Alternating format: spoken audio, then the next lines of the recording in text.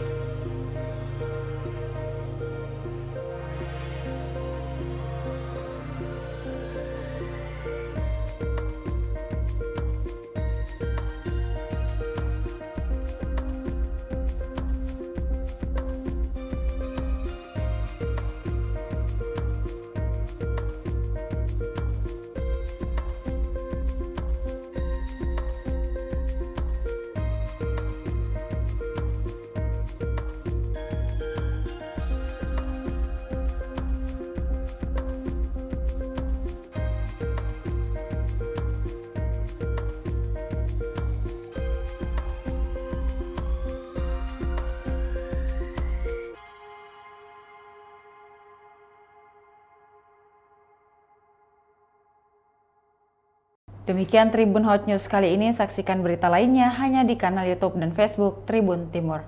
Terima kasih sudah nonton, jangan lupa like, subscribe, dan share ya!